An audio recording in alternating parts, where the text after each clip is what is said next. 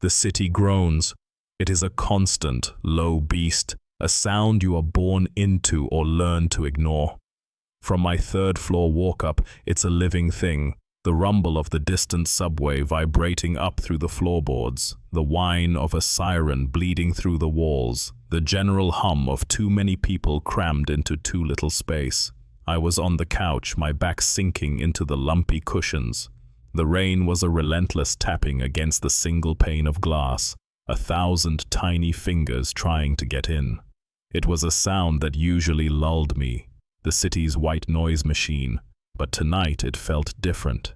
It felt personal. On the coffee table, a white cardboard container held the greasy remains of General Tso's chicken. My fork was still in it, a sad metal flag on a conquered hill. The blue light of my phone painted my face in a cold, artificial glow. I was scrolling, an endless river of nothing. Pictures of people I barely knew on vacation. Angry opinions about things that didn't matter. A video of a cat falling off a table. I was ignoring the storm. I was ignoring the mess. I was ignoring the faint, persistent smell of old wood and damp plaster that was the apartment's signature perfume. This was my kingdom, all 350 square feet of it. The couch I was on doubled as my bed. The coffee table was also my dining table and sometimes my desk. The kitchen was a narrow corridor with a sputtering refrigerator and a stove that was older than I was. My work setup, a large monitor and a sleek laptop, looked alien against the backdrop of cracking paint and scuffed floors. The front door was a beast of splintered wood and peeling paint, but it was solid. 3 locks, a top bolt, a standard deadbolt, and a chain lock. In Queens, you learn to trust in layers of cheap metal. My thumb flicked, flicked, flicked. More noise. More nothing. The heater in the corner let out a loud metallic clang, followed by a hiss, like it had just told itself a joke. I glanced at the window. Beyond the rain-streaked glass was the brick wall of the building next door, so close I could almost count the individual bricks. Above it, a slice of bruised purple sky. A flash of lightning lit the alley for a split second, a stark, bleached-out photograph of fire escapes and overflowing dumpsters. The thunder that followed was a deep, chest-rattling boom that made the window frame shudder. I didn't flinch. You get used to it. You get used to everything. Then my phone buzzed. Not the familiar chime of a text, but a deep, insistent vibration against the cushion. I didn't move to get it. Probably a spam call. Robocall immunity project. Your car's extended warranty. I let it vibrate, a jarring disruption to my structured numbness. It stopped. Good. Silence, save for the rain and the city. Then it started again. Harder this time. Annoying. With a sigh, I leaned over and grabbed it. The screen glowed. Unknown. Of course. I almost swiped it away. My thumb hovered over the red icon, but something made me pause. Maybe it was the sheer persistence. Maybe it was the storm. Maybe it was just boredom. I dragged the green icon to the center of the screen and put the phone to my ear. "Hello?" I said, my voice flat. For a second, there was only static. A sound like a radio tuned between stations, crackling and hissing. Then, a voice burst through, and my blood turned to ice water. It was my voice, not my voice now, speaking into the receiver. This was a different version. It was shredded, torn apart by a panic so profound it was barely recognizable. It was a voice that had been screaming for a very, very long time. "Jake, thank God. Don't ask how. Just listen." The words were choked out, punctuated by desperate, ragged gasps for air. I could hear the wetness in the throat, the frantic fight for breath. My own throat tightened in sympathy. "Listen to me. In 30 seconds, exactly 30 seconds, the bulb in the floor lamp will explode. Get away from it. Get down. Now!" The line went dead. Click. The sudden silence was more shocking than the voice, the city's hum, the drumming rain. It all rushed back in to fill the void. I was still sitting on the couch, the phone cold against my ear. My heart was a frantic drum against my ribs. My heart is pounding. My heart is pounding. What was that? My eyes darted to the floor lamp in the corner, next to the small bookshelf. It was a cheap thing, a flimsy metal pole with a beige fabric shade, slightly stained from a time I'd spilled coffee near it. I'd bought it at a stoop sale for $10. It was on, casting a warm yellow circle of light on the ceiling. It looked utterly normal, benign. Is this a joke? My mind scrambled for an explanation. It had to be a prank, a very elaborate, very cruel prank. But who? Who could mimic my voice so perfectly? That terror. You couldn't fake that. You couldn't fake the sound of a man being ripped apart from the inside out. And how did they know I was here, sitting on my couch? How did they know about my lamp? My eyes swept the tiny apartment. There was nowhere to hide. The single window looked out onto a sheer brick wall. No one could see in. This is impossible. My gaze snapped back to the lamp. 30 seconds. How long had it been since the call ended? 5 seconds? 10? I felt a ridiculous impulse to start a timer. My logical mind was shouting at me. It's a prank call, you idiot. Some new app, some AI voice cloning software. They picked your name off a list. It's a coincidence. A stupid, meaningless coincidence. But my body wasn't listening. A cold sweat breaks out on the back of my neck. My muscles tense up. I didn't move from the couch. I was cemented in place, a statue of a man listening to a phone. 20 seconds. I was counting now, in my head. The number just appeared there. I tried to laugh. A small dry sound got caught in my throat. I should get up, walk to the lamp and unscrew the bulb. Prove it was all a lie. That would be the logical, rational thing to do. The Jake Miller thing to do. But my legs felt like they were filled with cement. My back pressed against the wall of the couch. I just stared. The lamp was the only thing in the universe. The faint pattern on the shade, the dust motes dancing in its warm glow. It was the most menacing object I had ever seen. 10 seconds. My breathing hitched. I could hear my heart pounding in my chest, a frantic galloping rhythm. 5, 4. This is stupid. It's so stupid. I'm a grown man, scared of a lamp because of a phone call. 3. I should move. Just stand up. 2. I can't. 1. Nothing. A beat of absolute silence. The rain. The hum. The lamp glowed, steady and warm. I let out a breath I didn't realize I'd been holding. A ragged, shaky thing. A wave of relief washed over me, so potent it made me dizzy. See? A prank. A sick, twisted prank, but just a prank. I was an idiot. My body relaxed, my muscles unclenched. I even started to feel a flush of anger. Who the hell would do that? Then it happened. It wasn't a pop. It was a gunshot.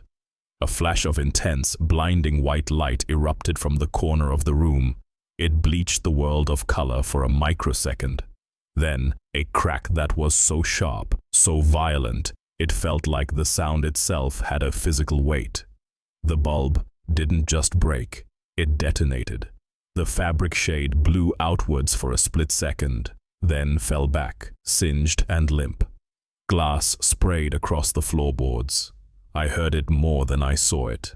A shower of tiny, sharp projectiles. Shards hit the bookshelf with a series of sharp tinks. They skittered across the wood floor, a sound like 100 tiny, frantic insects. A larger piece spun through the air and hit the wall next to me with a sharp thwack before falling. I flinched back, throwing an arm up to cover my face, a second too late. Time stopped. I was on my feet, though I didn't remember standing. My ears were ringing. The warm yellow light was gone, replaced by the cold, sterile glow of my phone screen and the intermittent flashes of lightning from outside. The corner of the room was plunged into darkness. The air smelled of burnt tungsten and ozone, the sharp scent of electricity. I stood rooted to the spot, listening to the tinkle of the last piece of glass settling on the floor. My mind was a blank slate. There were no thoughts, no explanations, no rationalizations. There was only the ringing in my ears and the image of the detonating bulb burned onto the back of my eyelids. The proof, the impossible, undeniable proof. How? How can this be? Who is behind all this? The questions came in a flood, a torrent of panic that threatened to drown me.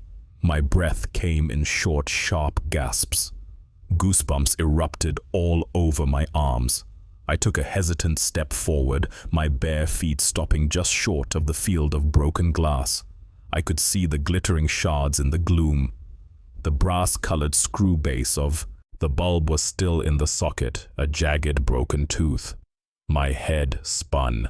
I put a hand on the wall to steady myself. The plaster was cool and damp beneath my palm. It felt real, solid, unlike everything else. What did the voice say? Don't ask how, just listen. My gaze fell to my phone. It was lying face up on the couch cushion where I dropped it. The screen was dark, the source of the prophecy. A small black rectangle that had just torn a hole in my reality. I stared at it. Was it a tool, a weapon, a warning? What the hell is going on? The silence in the apartment crashed in on me. It wasn't a peaceful silence. It was a heavy, watchful thing. It felt like a held breath.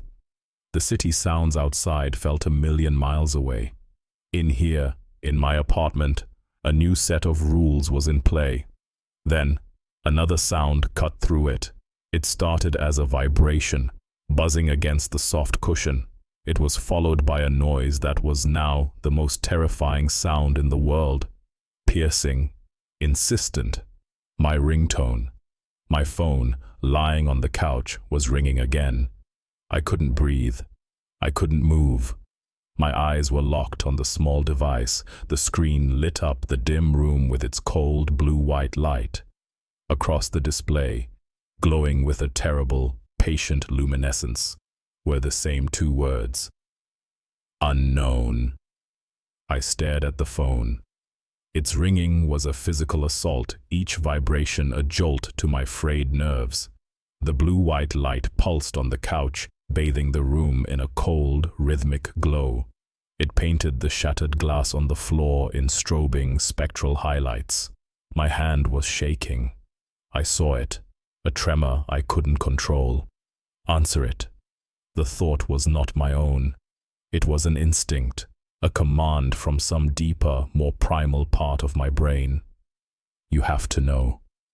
I can't answer it. I can't not answer it. My heart was pounding, a wild animal trapped in my ribcage. The sound filled my ears, louder than the ringing, louder than the storm outside. Reflexively, I lunged forward, snatching the phone from the cushion. My thumb, slick with sweat, slid across the screen. The ringing stopped. Silence. I brought the phone to my ear. I prepared myself for the scream, for the ragged panic. It didn't come. This time, it was a whisper. My own voice, but stripped of all strength. A dry, rasping sound like leaves skittering across pavement. He heard it. The whisper was close, intimate, as if the speaker was right beside my ear. Goosebumps erupted on my skin. The noise. The glass. He's coming. A pause.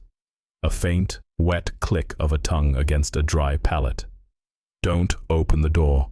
Whatever you do, don't make a sound. Click. The line went dead.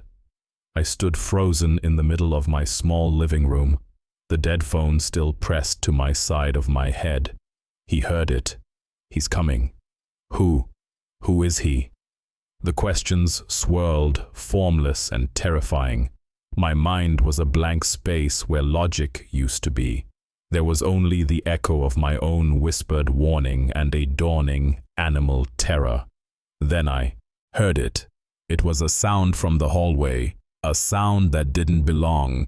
It wasn't the creak of the building settling or the groan of pipes. It was a shuffle, a slow, heavy scraping, the sound of old leather slippers dragging against worn-out wooden planks. My whole body stiffened. My muscles tense up. I stopped breathing. The sound was faint at first, distant, down by the stairwell. Then it grew closer. Shh. Scrape. Shh. Scrape. It was a rhythm of dread, a slow, deliberate procession towards my door. My heart skipped a beat, then another.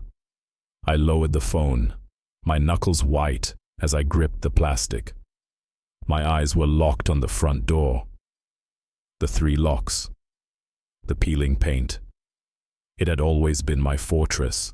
Now it felt like the lid of a coffin. Scrape. Shh. It stopped. Directly outside my door, the silence that followed was immense, heavy with presence. I could feel someone standing there. I could feel their weight on the floorboards just on the other side of that thin slice of wood. I held my breath and listened, straining to hear anything. A breath, a movement, nothing. Just the drumming of the rain and the frantic pulse in my own throat. Then, a fist rapped on the wood. Thud, thud. Thud. It wasn't a polite knock. It was loud, deliberate, authoritative. The sound vibrated through the door, through the floor, up my legs. I flinched back, a strangled gasp escaping my lips before I forcefully covered my mouth with my free hand. "Don't make a sound!" The voice's command screamed in my head. I stood pinned in place, a statue of fear, my back pressed against the wall, the cool, uneven plaster a stark contrast to the heat of my skin. Who was out there? What did they want? Thud, thud, thud. The knocking came again, harder this time. Each impact felt like a blow to my own chest. They knew I was in here. They had to know. They heard the lamp explode. He heard it. My mind raced. Call the police? I glanced at the phone in my hand. What would I say? There's a man knocking on my door. They would laugh. My future self told me he was coming. They would send a different kind of help. I had to see. I had to know who it was. The thought was a spark of recklessness in a storm of fear. Moving cautiously, trying not to make a sound, I began to inch along the wall towards the door. My bare feet made no noise on the wood floor, but every creak of the building under the strain of the storm felt like a gunshot. Step by step, my eyes never left the door, as if I could see through it. The brass peephole was a single, dark eye in the center of the wood. A watching eye. I reached the door. I could smell the dust and old varnish. I could feel the vibrations from the hallway, a low hum that seemed to be coming from the person on the other side. My heart hammered against my ribs. I'm so nervous I forget to breathe.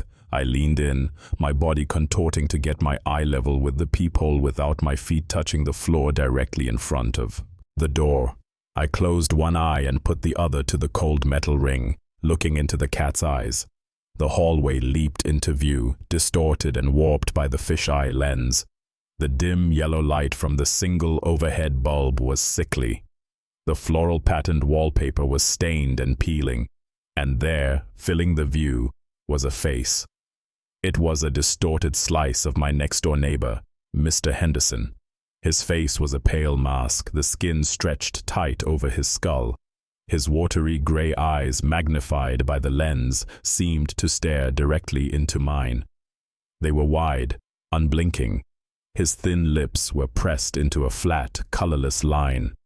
Relief battled with a new, colder fear. It was just Henderson. Old, quiet Henderson from 3B. The man I sometimes nodded to on the stairs. But this wasn't the Henderson I knew. There was no confusion on his face, no concern, just a blank, unnerving stillness. He didn't ask if I was okay. He didn't ask about the noise. He leaned in closer. His eye bulged in the peephole, a monstrous, watery orb. His mouth opened, and his voice came through the thick wood. It was a low monotone, devoid of any emotion. It scraped its way through the door, a sound as dry as dust. "Keep it down." I didn't move. My breath was trapped in my lungs. He waited a beat, as if to let the words sink in. Then he added, "Some of us are trying to listen." He didn't wait for a reply. He didn't expect one. Through the peephole, I watched as he pulled back. His distorted face shrank away. He turned, his stooped shoulders visible for a moment, and then he began to shuffle away. The sound started again, that slow, heavy scraping moving away from my door, back down the hall, until it faded into the groan of the building. I stumbled back from the door, my hand falling away from my mouth. I leaned against the wall, my legs trembling. I drew in a ragged, shuddering breath that burned my lungs. Listen. Listen to what? The question hung in the air, a physical weight. What was he listening for? The storm? Me? Or something else? Something in the building. The voice on the phone warned me he was coming. Was he part of this? Was my quiet, elderly neighbor part of this impossible nightmare? What is this all about? This is impossible. My head was spinning with questions, each one more terrifying than the last. I looked around my tiny apartment. It was no longer a home. It was a cage. The shattered glass glittered in the dark corner. The single window showed nothing but rain-streaked brick. The door, my only exit, was now a source of dread. I was trapped, and someone or something was listening. Mr. Henderson's words echoed in my mind. Some of us. Us? So, who? Who else was listening? A cold sweat broke out on the back of my neck. I felt as if an invisible hand was squeezing me. My eyes scanned the room. Every shadow seemed to deepen, to take on a new and menacing shape. The pile of laundry in the corner, the coat hanging on the back of a chair, my own reflection, a dark shape in the black screen of the television. I needed to think. I needed a light. But I couldn't go near that corner. I couldn't walk on that glass. I fumbled with my phone, my thumb swiping clumsily across the screen until I found the flashlight function. A bright white beam cut through the gloom. I waved it around the room, a frantic, desperate search. The beam caught the dust motes dancing in the air, a chaotic swirl of tiny particles.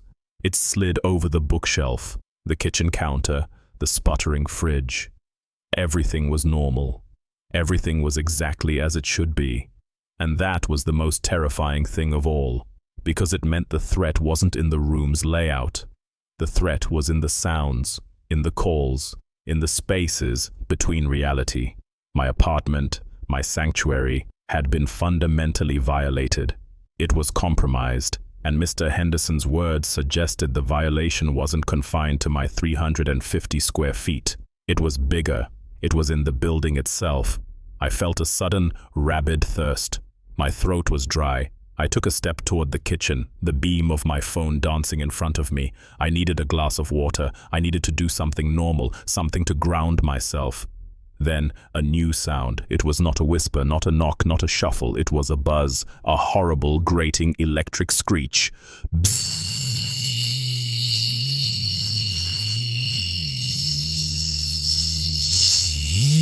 I jumped, spinning around. The sound was coming from the wall next to the door, the intercom, the old yellowed plastic box that connected my apartment to the front lobby. I had forgotten. In the chaos of the phone call and the exploding lamp and Mr. Henderson's visit, I had completely forgotten. An hour ago, before the world had tilted on its axis, I had ordered food. Chinese. Again.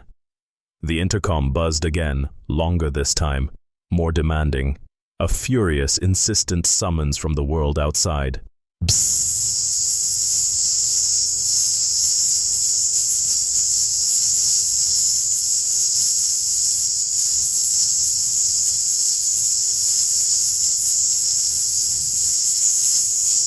Someone was downstairs, waiting to be let in.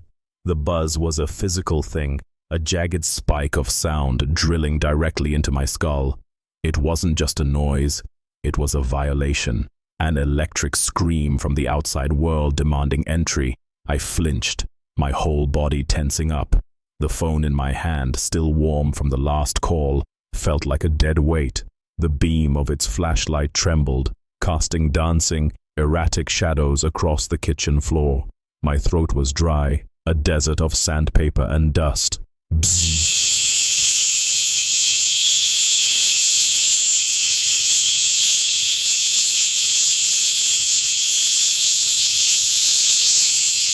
Again. Longer this time, more insistent. A furious, sustained shriek that vibrated through the cheap plastic of the intercom box. My eyes were locked on it, this yellowed, stained square of plastic on the wall. An ancient relic. A gate. An hour ago, I had pressed the talk button and mumbled Chinese food to a disembodied voice. An hour ago, I was a different person living in a different world. Now, the sound of its summons was the sound of a guillotine dropping. My gaze fell to the phone in my hand. Its screen was dark, a black mirror, reflecting a twisted, wide-eyed version of my own face. Then it lit up. The sudden glare made me gasp. It pulsed with a cold blue-white light, the same light that had illuminated the shattered glass of the lamp. The same light that had heralded the last two invasions of my sanity. Across the screen, one word glowed with damning simplicity. Unknown. The ringing started, a shrill digital counterpoint to the intercom's analog screech. The two sounds warred in the small space, a duet from hell, one from the lobby, one from everywhere, nowhere. My head was spinning with questions. What is this? What is happening? The building was a symphony of terrible noises, and I was its trapped audience. My thumb moved before my brain could stop it. A twitch, a reflex. I answered the call. I pressed the cold glass to my ear, a profound sense of dread washing over me. Don't open it. It was me, my voice. But it was a ruin. It was a panicked, breathless plea, words tumbling over each other in a desperate sprint. The voice of a man who has seen something that broke the world. Don't answer the intercom, it begged, the words catching in a sob. Don't even look. For God's sake, Jake, don't look through the peephole. A raw, scraping breath. I did. I looked. Click. The line went dead, and at that exact moment the intercom stopped buzzing. The abrupt cut-off of the noise left a ringing void in its place. The silence that rushed in was deafening. It was heavy, thick, and full of presence. I could hear my heart pounding in my chest, a frantic drumbeat against my ribs. I could hear the rain lashing against the window. I could hear the faint, high-pitched whine of my own nervous system. I stood motionless in the center of the room, phone in one hand, its flashlight beam pointing uselessly at the ceiling. The dead call echoed in my mind. I did. I looked. What did he see? What had I seen? Or what will I see? This is impossible. My mind was a feedback loop of terror. The warning was absolute. It was a command from my future self, a ghost in my machine. And it was a command I was already considering breaking. Because the not knowing was a different kind of torture. It was a space for my imagination to paint pictures far worse than any reality. Then came a new sound. Knock, knock, knock. It wasn't the heavy, percussive fist of Mr. Henderson. This was a light, polite tapping. The kind of knock you hear 1,000 times in a city. The knock of a delivery guy on a rainy night, his hands full, rapping his knuckles gently against the wood. It was normal, completely, utterly, terrifyingly normal. The normalcy was a poison. It was a whisper of rational thought in a hurricane of madness. "It's just the food, you idiot. You're losing it. Henderson is just a weird old man. The calls are a sophisticated prank call. Just open the door." I lowered the phone. The flashlight beam swept down, illuminating the floorboards between me and the door. It was a chasm, a line I was being dared to cross. I swallowed hard, but there was no moisture in my mouth. A cold sweat was breaking out on the back of my neck. "Don't even look." The voice was a scream in my memory. "I have to." The thought was a rebellion. It was the last stand of the Jake Miller who believed in logic, who trusted his own eyes. I needed to see. I needed proof. I needed to see a normal, bored kid in a rain-slicked jacket holding a bag of greasy lo mein. I needed it more than I needed to breathe. Moving cautiously, trying not to make a sound, I began to creep toward the door. I put my phone in my pocket, plunging the room back into the gloom of the storm-lit city night. My bare feet were silent on the floorboards, step by step. Each creak of the old building felt like a cannon shot. My eyes were fixed on the small brass circle in the center of the door.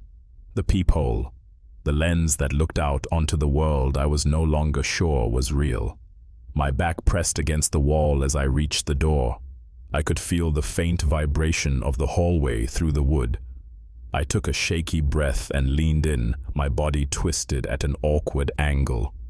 I didn't want to stand directly in front. I didn't want my shadow to betray me. I closed one eye. I put the other to the cold metal ring. Looking into the cat's eye, the hallway jumped into existence, a warped fish-eye bubble of sickly yellow light and peeling floral wallpaper. And he was there, just as the knock had promised. He was a young man, early 20s at most. His face, distorted by the lens, looked generic. He had a mop of dark, wet hair plastered to his forehead. He wore a red nylon jacket with a generic, unreadable logo on the breast. Rainwater beaded on his shoulders. He looked exactly like every other food delivery person in Queens. Relief hit me like a physical blow. It was so potent, it almost buckled my knees. My heart, which had been trying to beat its way out of my chest, began to slow. A giddy, hysterical laugh bubbled up in my throat, and I had to forcefully cover my mouth to stifle it. It was real. It was all just a crazy, horrible... Wait. Something was wrong here. My eyes, still pressed to the peephole, scanned him again. My brain, catching up to my senses, started flagging errors, inconsistencies. His hands, they were hanging loosely at his sides. They were empty. There was no white paper bag with red lettering, no plastic container of wonton soup, no flimsy cardboard box of fried rice. Nothing. My blood ran cold. The relief evaporated, replaced by a creeping, icy dread. Why isn't he holding the food? And then I saw his face, really saw it. He wasn't looking around the hallway. He wasn't looking down at his phone. He wasn't looking at the door number to make sure he was in the right place. He was staring directly into the peephole. He was staring directly at me. His head was tilted at a slight, unnatural angle, and as I watched, frozen, unable to pull away, his lips began to pull back. From his teeth, they just kept pulling. It wasn't a smile. A smile is a human expression. This was a perversion of anatomy. His mouth stretched wider and wider, far beyond the normal constraints of flesh and bone, forming a ghastly, silent crescent in his pale face. The corners of his mouth seemed to stretch towards his ears. It was a hungry, predatory grin, a rictus of pure malice. And his eyes. I had thought they were just dark. They weren't. They were pits. two perfectly black, depthless circles that seemed to absorb the dim light of the hallway. There was no reflection in them, no humanity.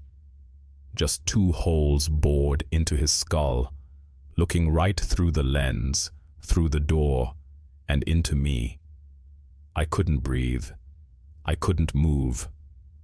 My muscles were locked, my body a prisoner to the horrifying diorama in the peephole. Goosebumps erupted across my entire body. I could feel the scream building in my lungs, a pressure cooker of pure terror. He held my gaze through the lens. The impossibly wide smile remained fixed on his face. He knew I was there. He knew I was watching. The whole thing felt like a performance, a show put on just for me. Slowly, deliberately, he raised his right hand. I watched it enter the distorted frame of my vision, a pale, long-fingered thing.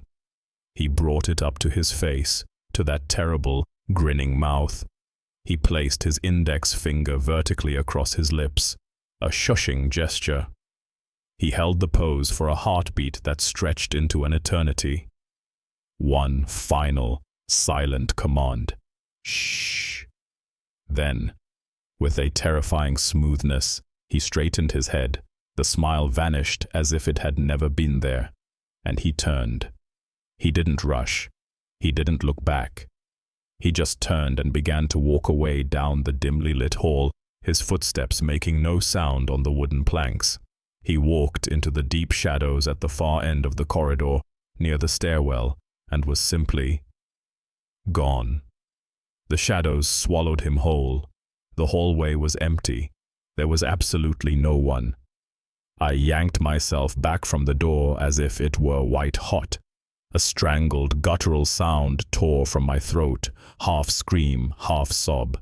I stumbled backward, my legs trembling, tripping over my own feet, and fell hard onto the floor. The impact shuddered up my spine.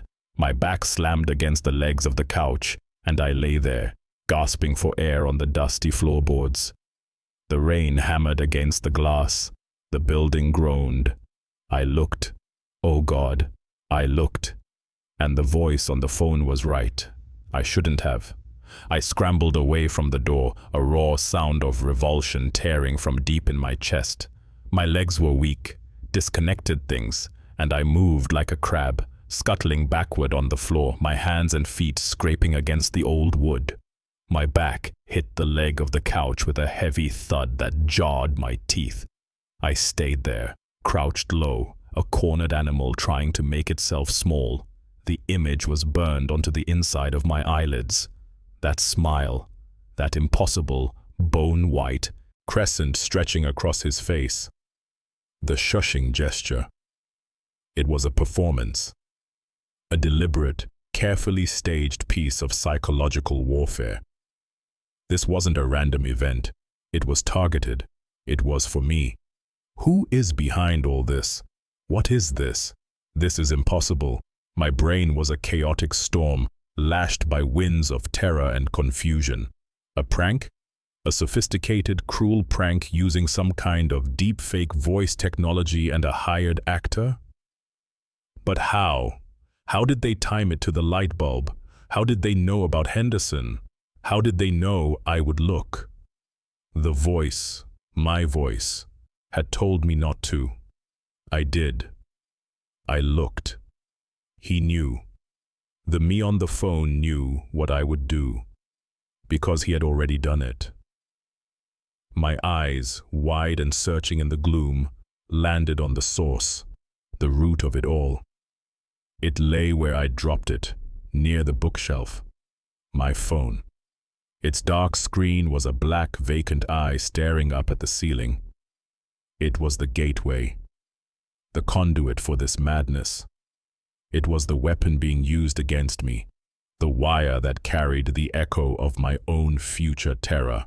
Every ring, every buzz, was a fresh injection of poison. Rage, pure and sharp, cut through the fear. It was a new feeling, a hot and violent spike in the cold ocean of dread. It wasn't about being scared anymore. It was about being violated. My sanctuary, my tiny, cramped corner of the world, had been breached. Without hesitation, I was on my feet. My muscles, moments ago locked in fear, now coiled with furious energy. I didn't think. I acted. I lunged across the small room, snatched the phone from the floor, and with a guttural roar that was more animal than human, I hurled it across the room. It flew in a high arc, a dark missile against the rain-streaked window, and slammed into the plaster of the far wall. The impact was explosively loud. A sharp crack echoed in the small space, a sound of plastic and glass and delicate electronics giving up their ghosts.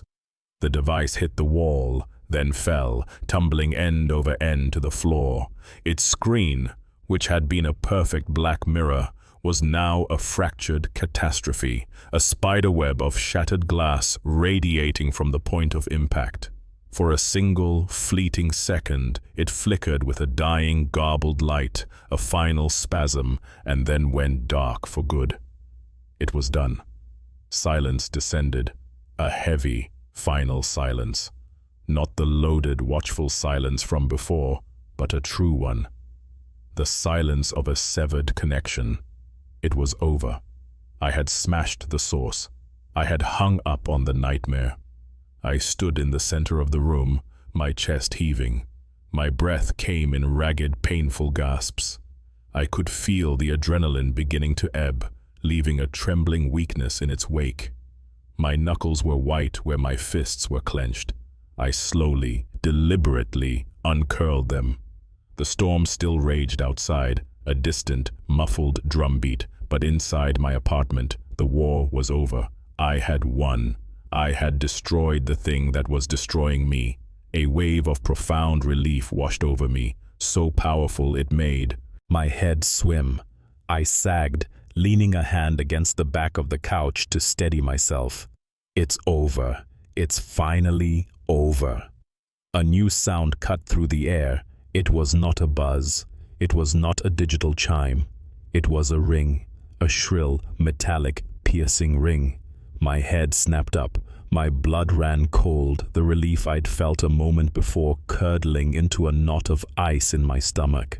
The sound was alien, an artifact from a different era. It was a noise I hadn't heard in this apartment for at least 5 years, maybe more. It was a high-pitched, insistent shriek that grated on the nerves, a desperate old-world summons. My eyes, wide with fresh horror, scanned the room.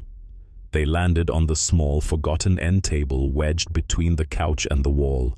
And there it was, the landline. It was a cheap, beige plastic thing, its surface yellowed with age and coated in a thick, undisturbed layer of gray dust. It sat there, an obscene relic from a dead technological age, and it was screaming. The old-fashioned ringer inside its plastic shell was vibrating with a furious energy, producing a sound that was both physical and agonizing. Each ring was a nail being hammered into my sanity. This is impossible. My feet were rooted to the floor. My whole body began to shake uncontrollably. That phone, it wasn't connected. It couldn't be. I remembered doing it myself. I had gotten tired of the endless telemarketing calls, the phantom rings from bad connections. One afternoon, years ago, I had reached behind this very table, my fingers finding the thin, clear plastic jack. I had yanked the cord from the wall socket with satisfying finality. I had killed it. My gaze followed the coiled, dust-caked cord from the base of the phone. It snaked behind the table and lay on the floor, a dead, beige serpent. I could see its disconnected end, the small plastic clip lying limp and useless, inches from the empty gaping hole of the wall jack. It was physically, demonstrably, utterly disconnected from anything, and yet it rang. On and on and on, a shrieking, metallic pulse in the heart of my room. A shiver ran down my spine. The air felt thick, heavy. I took a step toward it, then another. I was moving cautiously as if approaching a venomous snake, my bare feet making no sound on the floorboards. The ringing seemed to grow louder with each step, more demanding. It vibrated up through the soles of my feet. I could feel it in my bones, in my teeth. My heart was pounding, a frantic, panicked drumbeat trying to match the rhythm of the phone. I was beside it now, looming over the dusty, screaming thing. My hand trembled in the air, a few inches from the handset. Goosebumps erupted on my arms. The phone's base had a small, primitive digital display. A tiny rectangle of black glass that hadn't shown a number or a letter in nearly a decade. Now it was lit. It glowed with a sick, predatory red light cutting through the dust and the gloom. My throat was dry. I swallowed, but there was nothing to swallow. I leaned closer, my eyes straining to make out the glowing symbols on the tiny screen. It wasn't a number. It wasn't the word unknown. It was one word, a simple word, a word comprised of 4 letters glowing like embers from a hellish fire. H-E-R-E. Here. What the hell is going on? My mind recoiled from the word. The single glowing declaration turned my world inside out. The threat wasn't in the hallway anymore. It wasn't the voice of some future me calling from some distant, terrible place. It wasn't coming from outside. The call was coming from inside the room. It was here. What was here? Who was here? The figure with the smile. Something else. The word was an answer and 1,000 more questions. It was a landmark on a map of pure madness. The ringing didn't stop. It felt like it was mocking me now, a triumphant shriek celebrating my total loss of control. I couldn't smash this phone. I couldn't run from it. It was a part of the room, a part of the nightmare that was now anchored to this physical space. A blinding, helpless fury surged through me again. I needed to do something. Anything. I let out a choked sound and my fist shot out, not at the phone, but at the wall beside it. I punched the wall. I put all my fear, all my confusion, all my rage into the blow. My knuckles connected with the plaster with a sickening wet crack. A starburst of pain exploded in my hand, racing up my arm. I cried out, pulling my hand back. A small crater marked the wall where I'd struck it, shedding a fine mist of white dust. I could feel the hot, wet slick of blood on my knuckles, but the pain did nothing. The violence solved nothing, because the phone kept ringing. Ring, ring, ring. The sound went on and on, a relentless assault on my senses, a hammer beating against the inside of my skull. It would not stop. It was going to ring forever, driving me insane in the sealed room. There was no escape. I couldn't unplug it. I couldn't smash it. There was only one thing left to do. My good hand, trembling violently, reached out. My breath hitched in my chest. I had to know. I had to face it. My fingers brushed away a decade of dust, closing around the smooth, cool plastic of the handset. It felt heavy, a solid, real object in a world that had ceased to make sense. I lifted it from its cradle. I have to answer it. What the hell is going on? I lifted the receiver. The shrieking stopped instantly. The sudden silence was a physical blow, more jarring than the noise itself. My heart hammered against my ribs. I held the handset, a solid weight of dead plastic, and pressed it to my ear. My knuckles, raw and bleeding from punching the wall, throbbed in time with my pulse. I held my breath. There was no dial tone, no static, no hum of an open line. There was nothing, just a dead, bottomless void of silence. I squeezed my eyes shut, straining to hear something, anything. A whisper, a click. Then I heard it. It wasn't coming through the phone. It was already in my ear. A soft, wet sound. The sound of breathing. Slow, labored, and very, very close. It was a thick, congested sound like someone breathing through fluid. It wasn't my own ragged gasps. This was something else. Something separate. I snatched the phone away from my head, my arm recoiling as if I'd been burned. The breathing sound didn't stop. It was inside my head. It was coiling in the canals of my ears. A fresh bolt of terror, sharp and different from the rest, lanced through me. I let out a strangled cry and threw the handset down. It clattered into its cradle, the impact hollow and plastic. But the ringing didn't start again. The breathing in my head faded, like a radio signal drifting away, leaving a ringing echo in its place. What was that? What the hell was that? The call wasn't coming from outside. It was coming from here. The word on the display burned in my memory. The breathing wasn't in the phone. It was here. In me. I stumbled back, my mind a vortex of impossibilities. This wasn't a prank. This wasn't technology. This was something else. Something that had burrowed past the wires and the walls and was now inside my own skull. Help. The word formed in my mind, a desperate beacon in the storm. I needed help, not the voice on the phone, not Henderson, real help, a person, a cop, someone with a gun and a grip on reality. I needed to call 911. My phone. I had smashed my phone. My eyes shot to the far wall. The dark, shattered shape lay in a small heap of its own guts. A pointless, childish tantrum had destroyed my only link to the outside world. Or had it?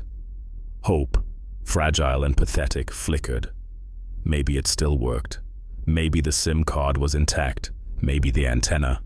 I didn't know how phones worked. Not really. I just needed it to work now. I scrambled across the floor, my bare feet avoiding the shards of the exploded light bulb. My bloody knuckles scraped against the floorboards as I reached the wreckage. I knelt, my breath coming in short, sharp bursts. The device was a catastrophe. The screen was a star-fractured mess, a million tiny fissures running through the black glass. It was completely dark, dead. I picked it up. A piece of the casing came away in my hand. I felt a sob of despair build in my throat. It was useless, but as my thumb pressed against the shattered screen, a miracle happened. A flicker. A tiny, distorted patch of light bloomed beneath the web of cracks, like a star seen through a dirty window. It was alive. A ghost of a charge, a final spasm of life. Hope surged back, hot and fierce. I stabbed my thumb at the screen where the emergency call button should be. Nothing. The light flickered and died. "No, no, no, come on," I whispered, my voice a desperate, cracking plea. I pressed again, harder, my thumb scraping against the sharp edges of the broken glass. The light sputtered back. I could just make out the shape of the phone dialer, warped and fractured. 9. I stabbed the screen. A crack of glass gave way under my thumb. 1. The light wavered. 1. My finger slipped on the last digit, the screen slick with the blood from my hand. I jammed it down again. The call icon. I pressed it with all my might. The phone went dark. My heart sank. Failure. Then a click. A single, sharp click from the phone's mangled speaker. It had worked. The call had gone through. Relief washed over me, so potent it almost buckled my knees. A voice answered.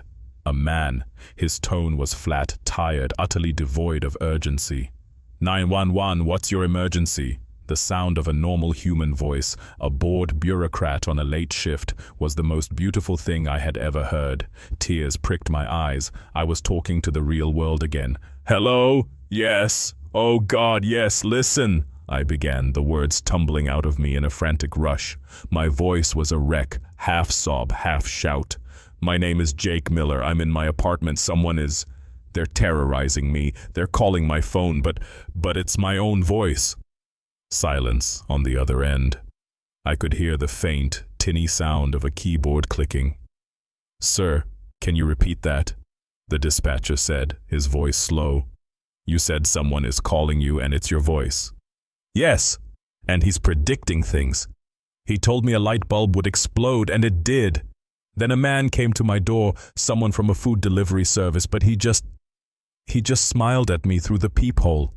It's not right. Nothing is right. I smashed my phone, but then my landline started ringing, and it's not even plugged in. I knew how I sounded. I knew I was a rambling, incoherent mess. I sounded insane. But it was the truth. The caller ID, it just said here. The call is coming from in here. There was a long pause. A heavy sigh drifted through the broken speaker. Settle down, sir. The dispatcher, the voice of my salvation, drawled. The helpful tone was gone, replaced by a patronizing calm that was somehow worse than open disbelief. What's your address? I gave it to him, my voice trembling. He typed for a few moments. All right, Mr. Miller, he said, his tone the one you use on a scared child or a drunk. Have you taken any medication this evening? Any recreational drugs? The question was a blade. It twisted in my gut, deflating my fragile hope. He didn't believe me. He thought I was high or having a breakdown. No, I'm not on anything. I pleaded, my voice cracking with desperation. Listen to me. Please, just listen. I am not crazy. Someone is doing this. They know things about me. They know what I'm wearing. They know I'm alone. I need you to send someone. A car. Anything, please. I could feel the last embers of my sanity slipping away. I was begging a disembodied, bored voice through a shattered piece of plastic, my hand bleeding, my apartment a wreck around me.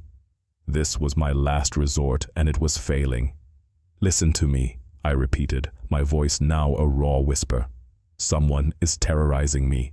I think they're in the building. Another sigh from the other end, more slow, deliberate typing. The sound grated on my nerves. It was the sound of someone filing a report that would go nowhere.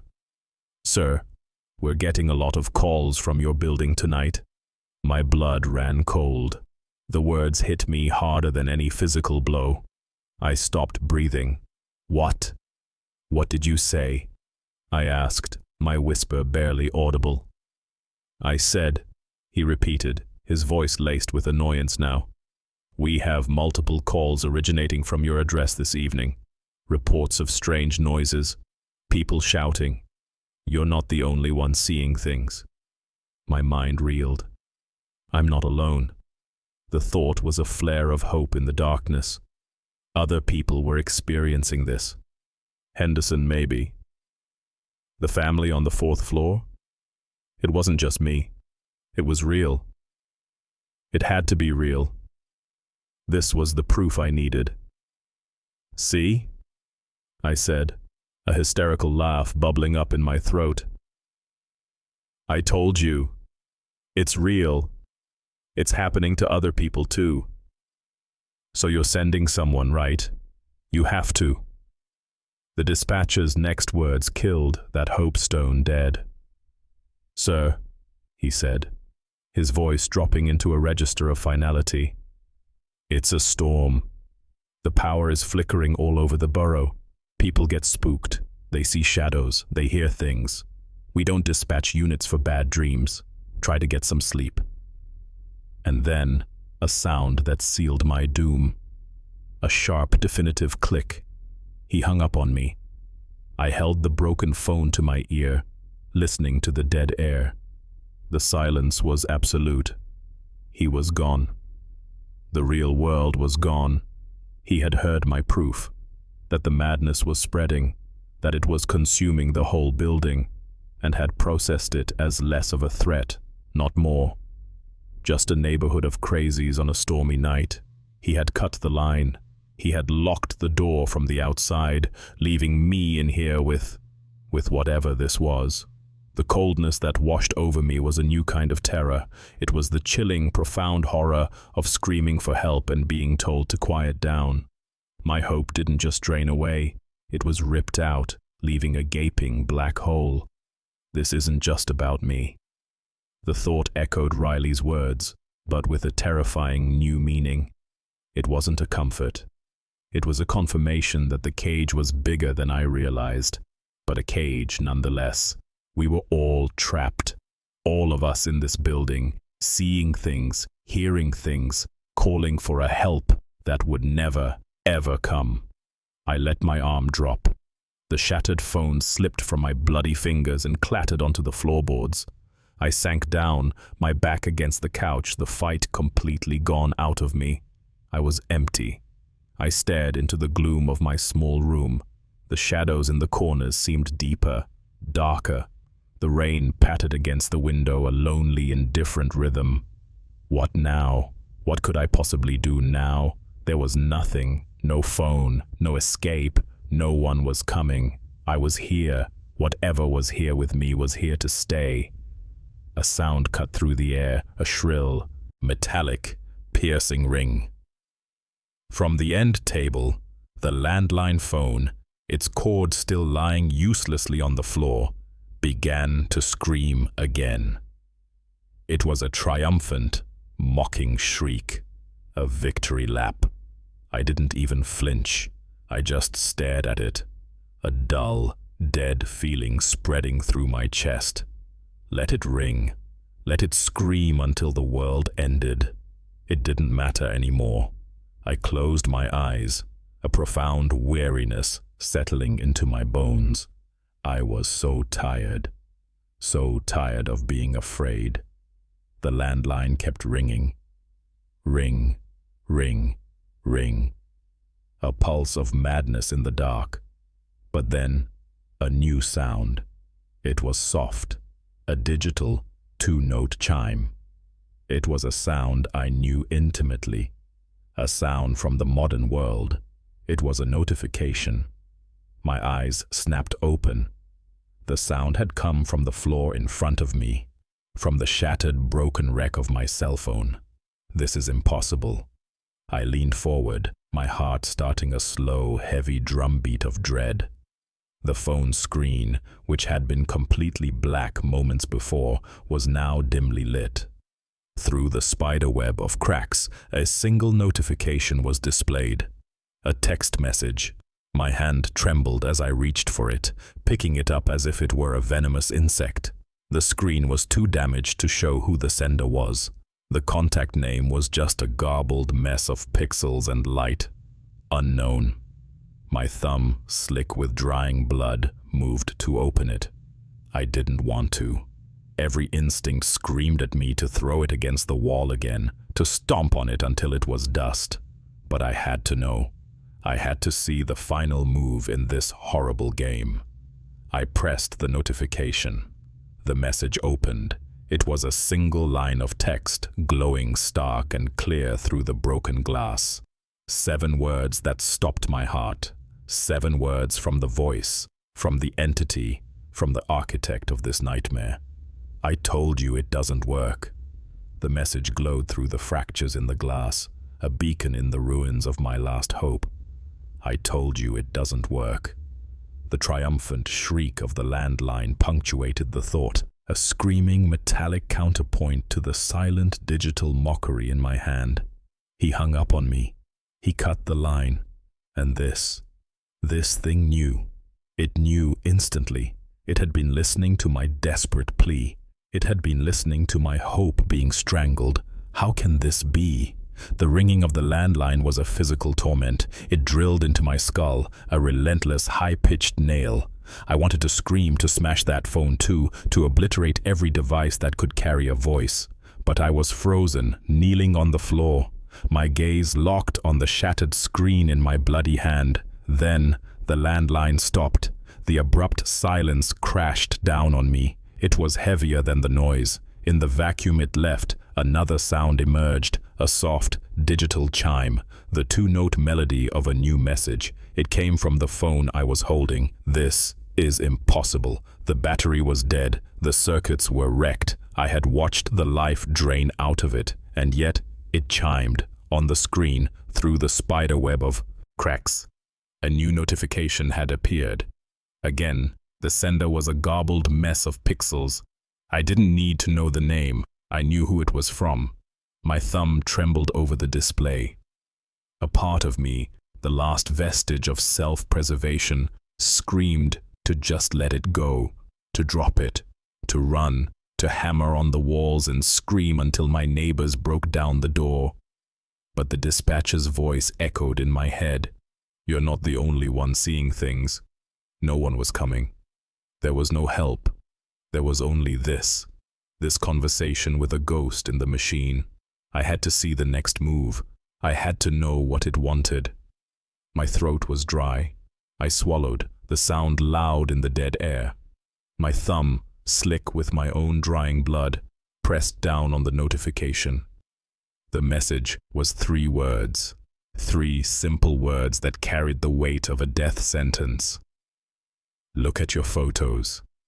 Photos? My mind scrambled. What photos? I rarely took pictures. The gallery on my phone was a wasteland of forgotten moments. A few blurry shots of the Queensboro Bridge at night. A picture of a receipt for a freelance job. The menu of a Thai place I liked. Mundane. Boring. Safe. A guttural sound, half moan, half whimper, escaped my lips. I knew it wouldn't be those pictures. My fingers, clumsy and shaking, navigated the broken screen. The touch sensors were barely responsive, forcing me to jab and swipe multiple times. Finally, the photo gallery icon. I tapped it. The screen flickered, and the gallery opened. It wasn't city skylines. It wasn't food. It was me. My blood ran cold. A shiver ran down my spine. The first photo was a close-up of my face. My eyes were closed, my mouth slightly open. I was asleep. The angle was low, as if the camera had been held on the pillow next to my head, inches from my face. My heart hammered against my ribs, a frantic, trapped bird. I recognized the pillowcase. It was the one I used last night. The timestamp in the corner, barely legible through the cracks, read 3:14 a.m. My thumb swiped left. Another photo. Me again. This time the shot was from further away. I was on the couch where I'd been an hour ago before the first call came. I was asleep, head lolled to one side, my laptop still open on the coffee table. The light from the screen cast a pale blue glow on my face. The angle was from the corner of the room, near the ceiling, looking down, like someone was perched up there, watching. The timestamp was from tonight, 47 minutes ago. What the hell is going on? I kept swiping. My breath hitched in my throat. Photo after photo after photo. Hundreds of them. Me asleep in my bed. Me asleep on the couch. Me walking from the bathroom, rubbing my eyes. Me staring into the fridge. Me. Each one from a different, impossible angle within my own locked apartment. From the foot of the bed, from the top of the bookshelf, from inside the open closet. And one that made me drop the phone was taken through the crack of the barely open bathroom door while I was brushing my teeth earlier this evening. I remembered that moment. I remembered feeling a draft. I snatched the phone back up. The last few photos were the worst. They were from just moments ago. Me on the phone with the 911 dispatcher, my face a mask of pleading desperation. The photo was taken from across the room, near the window. Then another, a close-up of my bloody knuckles as I punched the wall. And the last one, the most recent one. The timestamp was from less than a minute ago. It was a picture of me, kneeling on the floor, looking at my phone. The shot was taken from directly behind me. Something was in the room with me. It was here, right now. A raw animal noise tore out of my throat. It wasn't a word. It was the sound of a mind breaking. I scrambled to my feet, my eyes darting wildly around the small apartment. The shadows in the corners weren't just shadows anymore. They were hiding places. The space behind the couch, the dark maw of the closet, the thin gap under my bed. It was here. It was watching me. It was taking pictures. The phone in my hand felt toxic, a conduit for the evil that had invaded my home. My sanity snapped. "No!" I screamed, the sound ripping my throat raw. I threw the phone down onto the hardwood floor. It wasn't enough. I raised my foot and brought it down with all my weight. The sound was a crunch of plastic and a sickening grind of glass. I stomped again, and again, and again. I was panting, sobbing, a rain of sweat and tears on my face. I ground the heel of my shoe into the wreckage, twisting it, trying to pulverize every circuit, every lens, every memory chip into dust. I didn't stop until it was just a small, pitiful pile of black and silver debris scattered on the floorboards. I stood there, my chest heaving, my body shaking uncontrollably. The silence rushed back in, vast and terrifying. I had destroyed the messenger, but the thing that sent the messages, it was still here. I had to get out. The thought was a singular, brilliant point of light in the swirling chaos of my mind. The door, the locks, the hallway, the stairs, the street, the real world. I had to break out of this cage. I spun around, my gaze locking on the front door. It seemed 100 miles away. I took a stumbling step towards it, my body trembling with a mixture of terror and adrenaline. I would break it down if I had to. I would throw myself against it until it gave way. I didn't care about the noise. I didn't care about Henderson. I just had to get out. My eyes scanned the room, looking for a weapon, for leverage, for anything. They swept past the couch, the wrecked lamp, the small dining table. They swept past the television, and they stopped. My reflection stared back at me from the TV's dark blank screen. I froze, 1 foot forward. My own face looked back at me, warped slightly by the curve of the glass. I saw the wild terror in my own eyes, the sheen of sweat on my forehead, my shirt, rumpled and stained. My chest was still rising and falling in ragged, desperate breaths. It was a perfect mirror. For a second, I held my breath listening. The only sound was the frantic drumming of my own heart. I stayed completely still, a statue of fear. My reflection in the screen stayed still too, but then it blinked. I hadn't blinked. Cold sweat broke out on the back of my neck. My muscles tensed up. This isn't real. My mind is playing tricks on me. The storm, the stress, Riley's voice. People get spooked. They see shadows. I squeezed my eyes shut, then snapped them open again. The reflection was still there. Still me. Still frozen. I forced myself to take a slow, deep breath, trying to reclaim some shred of control, and then it moved. I wasn't moving. I was locked in place, my feet bolted to the floor. But the man in the screen, the man with my face, was not. Slowly, with an unnerving fluid calm that I did not possess, my reflection turned its head. It broke eye contact with me. Its gaze drifted away, sweeping deliberately across the reflection of my apartment behind it. It looked at the couch. It looked at the door. It looked at the corner where the bookshelf stood, its movements smooth and inquisitive. It was like a passenger in my body suddenly looking around at its new surroundings. My own head remained rigid, facing forward, a prisoner watching a ghost wear my skin. What is this? What is this? A wave of nausea rolled through me. This was a violation on a level I couldn't comprehend. The voice on the phone was one thing, the photos were another. But this was an attack on my very self. The thing in the screen was looking at my room through my eyes, but with its own will. I wanted to scream, but my throat was closed. I wanted to move, but my limbs were lead. I could only watch, horrified, as my doppelganger finished its slow survey of my apartment. Its head turned back. Its eyes, my eyes, found mine again in the dark glass. A new expression slowly dawned on its face, an expression I had never worn before. A smile. It was not a friendly smile. It was a slow, wide, knowing grin. It stretched my lips into an unnatural shape. It was the smile of a predator that has cornered its prey. It was the smile of a demon looking out from its new flesh and blood prison. The man in the screen, the thing wearing my face, knew something I didn't. It was happy. It was pleased. And it was looking right at me. The paralysis broke. The scream that had been trapped in my chest finally tore free, a raw, wordless howl of ultimate horror. I stumbled backward, my legs tangling beneath me, my arms flailing wildly, my back slammed hard into the bookshelf.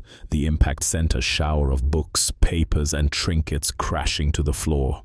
The heavy structure wobbled for a moment, then tipped, falling away from the wall with a deafening, splintering roar that shook the entire room. I lay on the floor, gasping for air amidst a cascade of fallen books and splintered wood. My cheek was pressed against the gritty floorboards, the taste of dust in my mouth. My eyes were locked on the television screen. It was dark, blank. A perfect mirror once more, reflecting only my own panicked form. A trembling silhouette against the dim light from the hallway. Was it real? The thought was a weak flicker in the inferno of my terror. My head was spinning with questions. Had I really seen it? Seen myself, my own face, twist into that monstrous, knowing grin? Or had my mind, battered and besieged for the last hour, finally snapped? Riley's voice came back to me, dripping with condescension. "Sir, we're getting a lot of calls from your building tonight.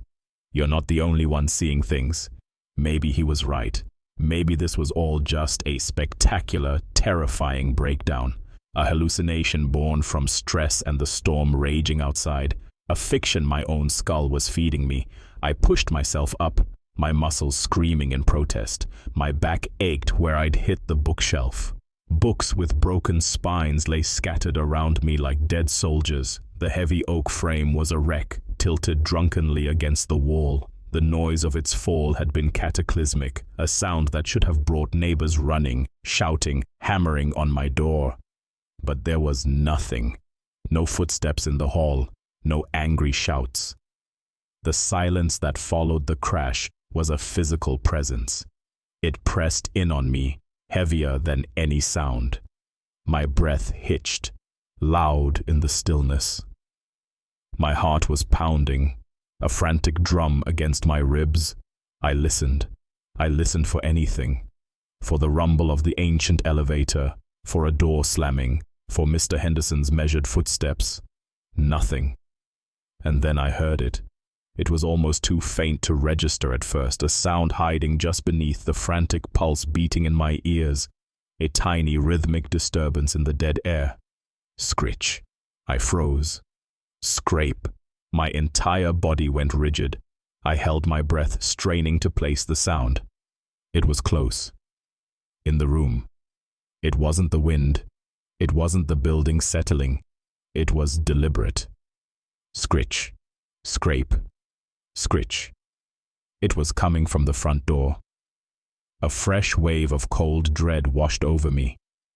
Goosebumps erupted on my arms.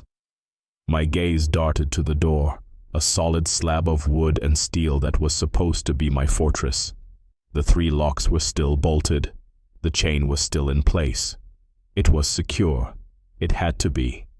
The sound came again, a little louder this time, more insistent. Scritch, scrape, scritch. My mind raced.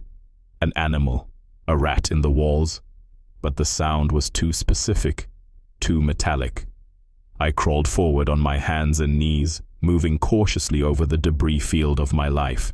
My bloody knuckles throbbed with a dull, distant pain. The world had narrowed to that door and the sound emanating from it. I got closer. The sound became clearer, sharper. It wasn't coming from the door itself. I held my breath and listened, my ear now just a foot away.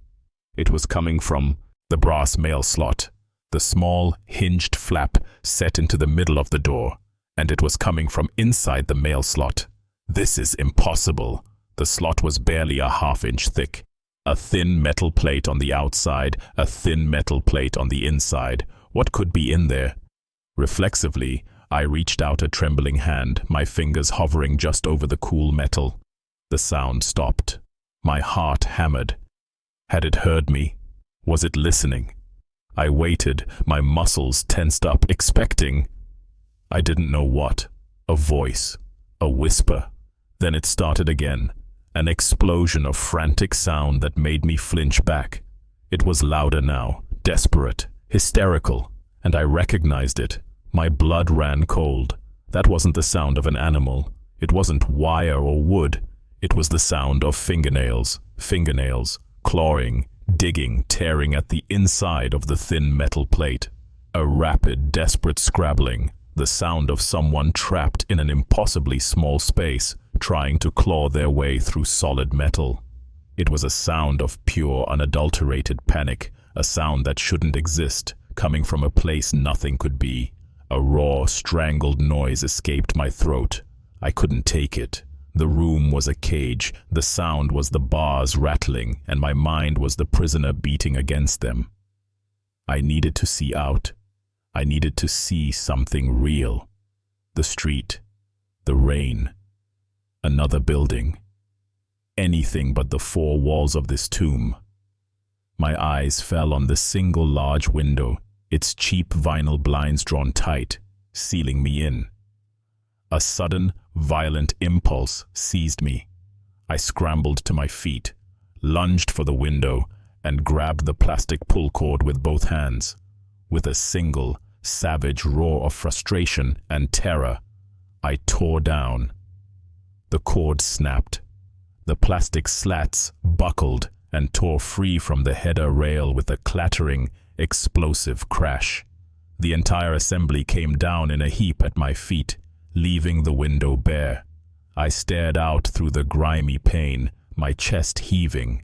Rain streaked down the glass, blurring the world outside. I was looking into the dark, narrow alley that separated my building from the one opposite. Below, overflowing dumpsters. Above, a crooked line of fire escapes, and across the way, a wall of dark brick and black windows, except for one. Directly across from my own, on the same floor, a single window was lit. It cast a pale, sickly yellow rectangle of light into the gloom, and in the center of that yellow rectangle stood a figure, a silhouette, tall and thin. It was perfectly still, a black cutout against the light. It was just standing there, watching. A shiver ran down my spine. How long had it been there? Had it seen everything? Had it watched me receive the calls?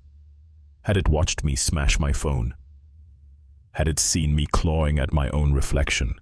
The thought of being observed, of my private horror being a spectacle for some unknown voyeur, was a new and profound violation.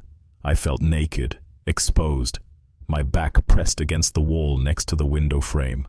I couldn't look away. What is this? What is going on? My eyes scanned the room behind the figure, searching for any detail. A lamp, a piece of furniture, anything. But the light was too harsh, the silhouette too absolute. There was only the black shape and the yellow glow. I watched, and it watched. The seconds stretched into an eternity.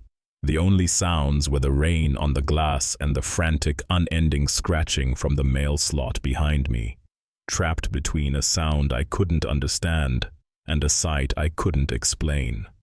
Then it moved. The movement was slow, unutterably slow. The figure's left arm, a thin black line, began to rise. It rose with a steady, deliberate grace that was terrifying in its calm. It rose until it was level with its shoulder. It raised its hand, it extended its index finger, and it pointed. My breath caught in my throat. Cold sweat broke out on the back of my neck.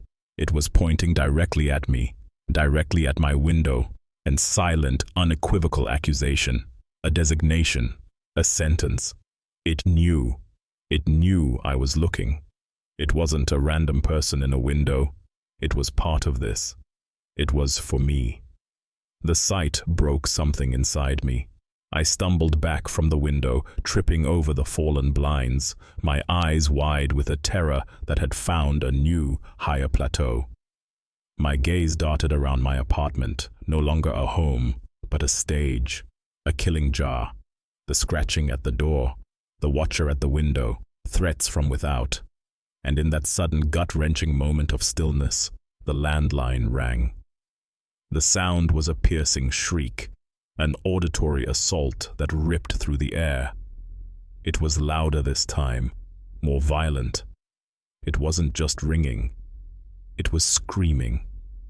I stared at the old beige phone on the small table by the couch, the source of the noise that had become the soundtrack to my descent into madness. Every instinct screamed at me not to answer it, to let it ring, to smash it to pieces as I had the other one. But the pointing finger was burned into my retinas. The scratching was still clawing at the edge of my hearing. I wasn't in control. I was a rat in a maze, and the shocks were coming from every direction. I had to know the next turn. I had to know what it was. I lurched across the room, snatching the receiver from its cradle. I didn't say hello. I just pressed the cold plastic to my ear, my knuckles white. Silence. For a heartbeat, there was only the hiss of an open line. Then the voice came. My voice. But it was different. It wasn't frantic or gasping for air like before. It was a whisper. A ragged, terrified, conspiratorial whisper, so low I could barely hear it. "It's a trick." The words slid into my ear like ice. The scratching.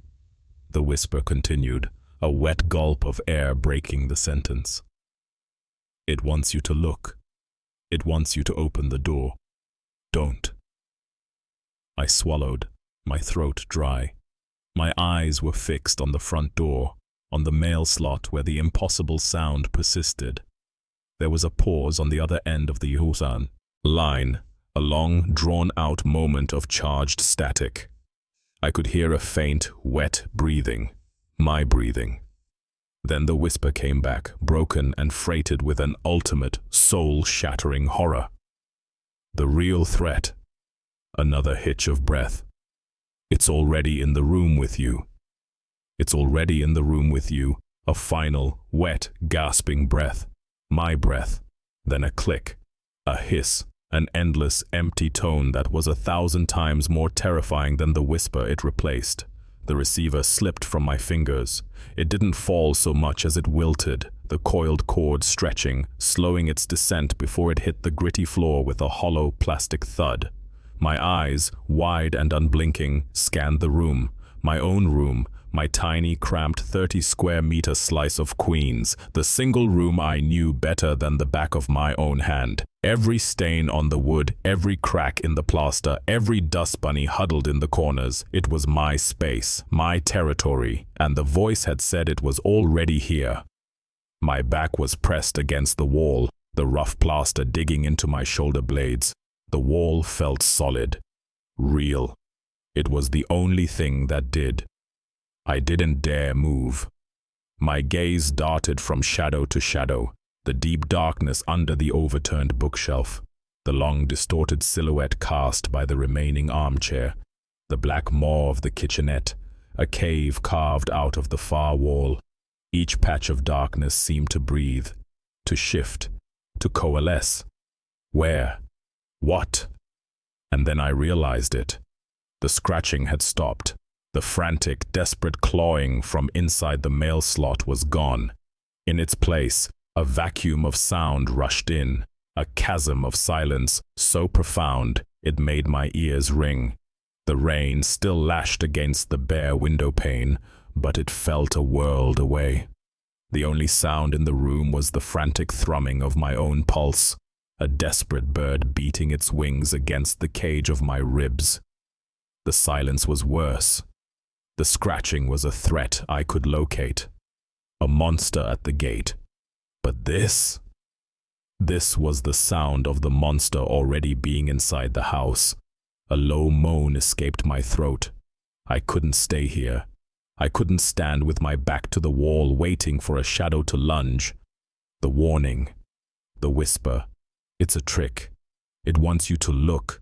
It wants you to open the door. Don't." My gaze snapped to the front door, the 3 locks, the chain, the silence where the scratching had been. A trick. But what was the trick? to make me think the threat was outside while it was really inside. Or was the warning itself the trick? What the hell is going on? My mind was a splintered mess, a circuit board shorting out. I couldn't trust my ears. I couldn't trust my eyes. I couldn't trust the voice on the phone, my own voice. So what could I trust? Instinct, raw, animal instinct, and my instinct screamed one thing: barricade. A sudden violent energy surged through me. It was fear, yes, but it was more. It was the frantic energy of a cornered thing deciding to fight back, to build a burrow, to make a stand. I launched myself away from the wall, feet skidding on scattered books. My target was the bookshelf, the huge, heavy oak wreck I'd kicked over. It was my heaviest piece of furniture. It was a wall in itself. My hands found purchase on the splintered frame. I grunted, heaving, my muscles screaming in protest. The thing was a beast, dead weight. For a second, it didn't budge. My breath hitched, half sob, half exertion. I planted my feet, leaned my entire body into it, and pushed. Scrape. The sound of wood groaning against wood was a thunderclap in the stillness. It moved an inch, then another. I pushed again, my sneakers slipping on a glossy book cover. I kicked the book away and drove my shoulder into the frame. Inch by painful inch, I shoved the monolithic piece of furniture across the floor. The sound was deafening, a brutal symphony of protest. It covered the sound of the rain. It filled my head. It was the sound of my own desperation made real. I didn't stop until the top of the bookshelf was wedged hard under the doorknob. It wasn't perfect. It was tilted, a drunken, broken monument to my terror, but it was something. It was mass. I wasn't done. My eyes landed on the overstuffed armchair in the corner, the one I'd collapsed into 1,000 times after a long day. I grabbed it by one of its thick, cushioned arms and dragged it, its small wooden feet leaving deep scars in the floor. I jammed it up against the bookshelf, adding its bulk to the barricade. Another grunt, another sob of effort. I stumbled back, my chest heaving, sweat pouring down my face and stinging the cuts on my knuckles. I looked at my work, a chaotic, ugly pile of wood and fabric and broken dreams sealing me in. I had built a fortress. I had buried myself alive. My eyes scanned the room again, the kitchenette, the dark corner by the window, the space behind the couch. It's already in the room with you. A new wave of cold dread washed over me. The barricade was useless if the threat was already on my side of it. I was trapped. I had just locked myself in with it. I needed a weapon. My gaze fell upon the floor lamp lying near the window, the source of the night's first tangible horror. The bulb was a shattered remnant, but the lamp itself, it was old, a cheap thing I'd bought at a thrift store, but its base was heavy, a thick, circular piece of cast iron painted black. Without a moment's hesitation, I lunged for it. I put one foot on the thin metal pole and ripped the base free from the rest of the wreckage. The lampshade, already cracked, splintered into a dozen pieces. The pole bent with a hollow groan, but the base came free. It was heavy in my hands, heavier than I expected, cold and solid and real. I gripped it tight, my bloodied knuckles straining against the iron. It was an ugly, clumsy club, but it was something. It was an answer to the formless terror that had surrounded me, a piece of the mundane world I could use to fight the nightmare. I stood in the center of the room, the makeshift mace held in a two-handed grip. My back was to no wall. I turned in a slow, tight circle, scanning every inch of my apartment. I was a cornered animal, fur raised, teeth bared, ready to lash out at the first sign of movement. My breathing was ragged and loud. My heart was pounding a frantic rhythm against my sternum. I looked at the window. The rain had softened to a drizzle. The alley was dark. The yellow rectangle of light in the building opposite was gone. The figure, the silent watcher with its pointing finger, had vanished. The window was as black and empty as all the others. a cold comfort? Or was its disappearance a new threat? I listened.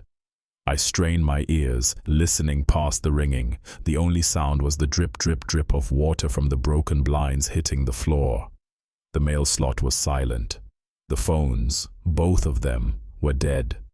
A minute passed, then another. I stood frozen in the middle of my wrecked home, clutching a piece of a lamp. Was it over? The thought was a dangerous spark of hope. Could it be? Was it some kind of monstrous, elaborate prank? A psychotic episode? Had the storm in my head finally passed? Riley's voice echoed again. You're not the only one seeing things. Maybe it was just that. A wave of mass hysteria, amplified by the storm, an echo in the wires that had infected the whole building, a fever that had now broken. My grip on the iron base loosened slightly. My shoulders slumped. The adrenaline began to recede, leaving a profound, bone-deep exhaustion in its wake. I looked around at the devastation.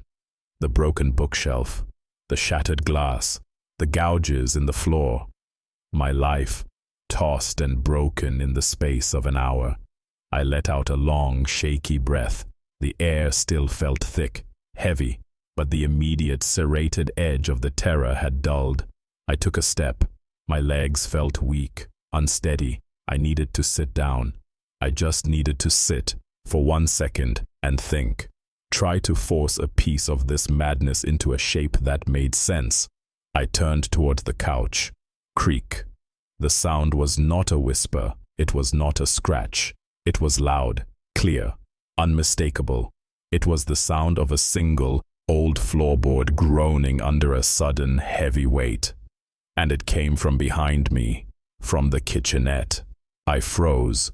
Every muscle in my body locked into place. The iron base in my hands was a ton of lead. I couldn't lift it. I couldn't turn. My heart didn't just pound, it stopped. For one long, agonizing second, everything stopped. My breath caught in my throat. I live alone. The barricade was against the front door. The window was 3 stories up. I was standing in the very center of the room. There was no one here. There could not be anyone here. This is impossible. And yet, the sound had been as real as the iron in my hand. It was a sound I knew. A sound I'd heard 1,000 times when I stepped on that one loose board in front of the sink. A mundane, familiar sound transformed into a harbinger of absolute horror. It was there. The whisper wasn't a lie. The warning wasn't a trick. My back was exposed. The kitchenette was just 10 feet away. 10 feet of open space. The darkness in that small alcove was no longer a patch of shadow. It was a presence, a solid breathing thing that had just announced itself. It let me build my wall. It let me arm myself. It let me have that one fleeting moment of hope. It was watching. It was playing. And now it was done playing. I stood rooted to the spot, a statue of terror in the ruins of my life. My eyes were fixed on the opposite wall, but my entire being, every nerve, every cell, was focused on the space directly behind me. I could feel it, a weight in the air, a shift in the pressure, a cold spot in the room that was growing larger. I didn't want to turn. I wanted to close my eyes and pray for it all to be a dream. But I knew it wasn't. I knew that when I turned around, I would not be alone. Slowly, like a man moving underwater, I turned. Every joint protested. Every muscle fiber screamed. The iron base in my hands felt like it was welded to the floor, an anchor I had to tear from the seabed. My neck was a column of stone. I forced it to pivot. My waist followed, a grinding turn of my torso that sent a jolt of pain up my spine. My sneakers scraped on the floorboards, a sound so small, so insignificant, it was swallowed by the cavernous beat of my own heart. I could hear it in my ears, a wet, heavy thudding. Thump, thump, thump, thump. The metronome of my own terror. My throat was dry, so dry. I swallowed, and it felt like dragging sandpaper down my gullet. My eyes, locked on the far wall, swept across the room with my turn. Past the toppled, broken form of the bookshelf, past the barricade of stuffed fabric and splintered wood I had built against the door, past the dark reflective screen of the dead television. My gaze settled on the kitchenette. Nothing. There was nothing there. Just the small, dark alcove, the counter with its single dirty plate, the grimy two-burner stove, the small refrigerator humming a low, steady tune. I let out a breath I didn't realize I was holding. It came out as a ragged, pathetic hiss. My mind raced, trying to grasp onto a piece of logic. A trick of the old building, the storm settling the foundation, a rat in the walls. Anything. Anything but what I knew it was. It was impossible. I live alone. I had been standing in the center of the room. The sound was right behind me. There could not have been a sound. My grip on the iron base loosened by a fraction. Hope, that stupid, treacherous emotion, flickered for a nanosecond. I imagined it. I'm cracking up. It was just the storm. It was... And then I saw it. It wasn't a thing. It wasn't a person. It was a shadow. In the corner where the stove met the wall, the darkness was deeper. It was a patch of night that seemed to push back against the faint ambient light trickling in from the street. It didn't belong. I knew the shadows in this room. I had lived with them for 3 years. This one was new. It was a shape that wasn't cast by anything. It was a stain, a tear in the fabric of the room itself, a void carved into the corner. It seemed to have a texture, a depth that my eyes couldn't quite resolve. My knuckles turned white as I gripped the lamp base again. The flicker of hope was extinguished, smothered by a new, more profound dread. The dread of seeing something that breaks the rules of the world. My eyes were locked on that patch of impossible darkness. I couldn't look away. My muscles were tensed, coiled, ready for a movement that my mind couldn't even comprehend. What would it look like if it moved? Would it slide, unfurl? What is this? What in God's name is happening to me? My body was a statue, but my head was spinning with questions, a vortex of madness. The voice, the scratching, the reflection, the floorboard. And now this wound in the corner of my room. The sound was an electric shock, a physical blow that made me flinch so violently I nearly dropped the iron base. It wasn't my cell. It was the landline. The old beige plastic phone sitting on the end table. A fossil from another era. A device I hadn't plugged in, hadn't used in years, its cord buried under a pile of old magazines. It couldn't ring. It was a dead thing.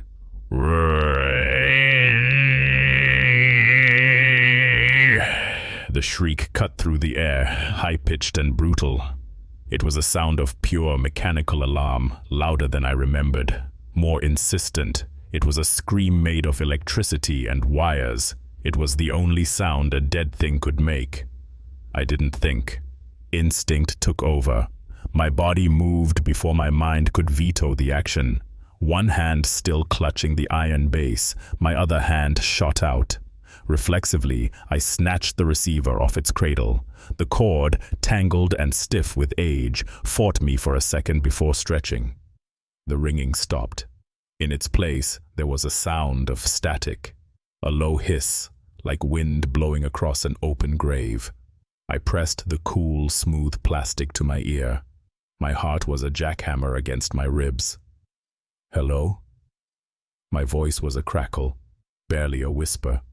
A breath on the other end, a shuddering, watery breath, and then a voice. My voice, but not my voice.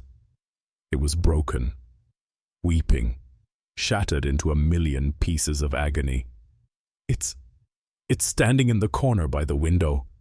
The voice sobbed, my sob.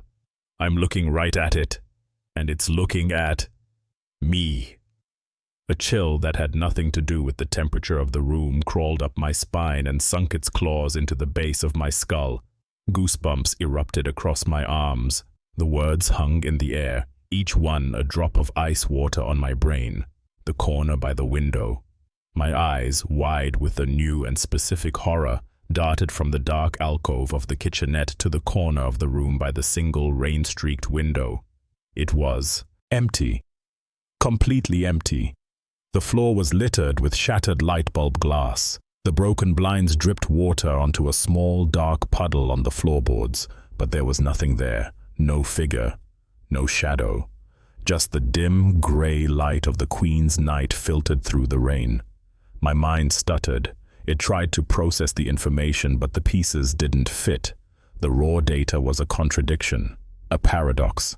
He's looking at it, in the corner by the window, but there's nothing there. My gaze snapped back and forth between the empty corner and the dark shadow in the kitchenette. It didn't make sense.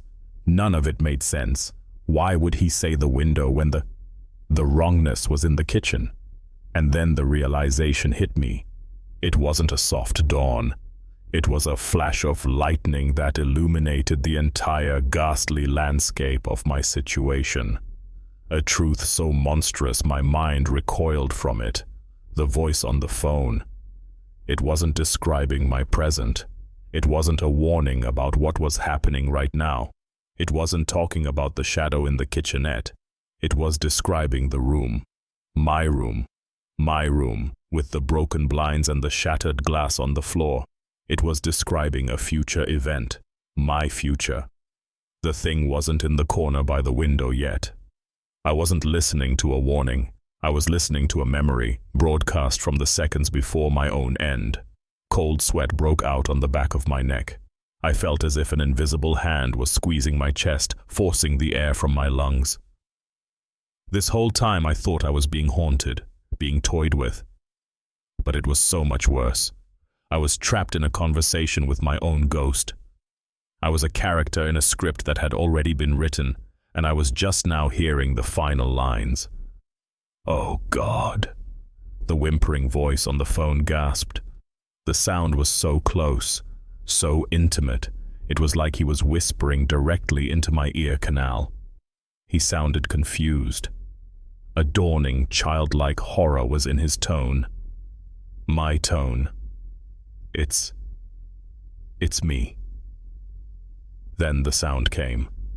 A sound I will never be able to unhear.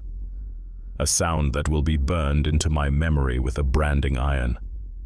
It was a wet, tearing noise. The sound of thick canvas or leather being ripped apart, but organic. It was followed by a choked, liquid gurgle, a sound from the deepest part of a throat that was no longer working correctly. And then, nothing. The hiss of static was gone. The line went dead. The silence that fell was not an absence of sound. It was heavy. It was full. It was the sound of a period at the end of a final sentence. The call had ended. The story was over. I stood there, the dead receiver still pressed to my ear, the cold plastic a stark contrast to my suddenly feverish skin. The iron base in my other hand felt useless. A child's toy. How do you fight a conclusion? How do you bludgeon a prophecy? My whole body shook uncontrollably. I slowly lowered the phone, my arm trembling. I placed it back in its cradle with a reverence I would give a holy relic. I was alone. The voice was gone. The calls were over. But the knowledge remained. It was a poison seeping into my bloodstream. It's me. My eyes were drawn back, against my will, to the corner of the room. The dark, wounded patch of shadow in the kitchenette. It hadn't moved. It was still there, a patient, silent void. The moments stretched into an eternity. I just stood there, in the center of my wrecked apartment, my own mausoleum. I waited. I didn't know what I was waiting for, but I knew my part to play. I was the audience for the final act. Then it happened. The shadow in the corner of the kitchen moved. It wasn't a sudden lunge. It was a slow, deliberate peeling. It detached itself from the wall, not like a man stepping out of the darkness, but like the darkness itself was taking on form. It flowed, like thick oil, away from the wall and into a shape, a human shape.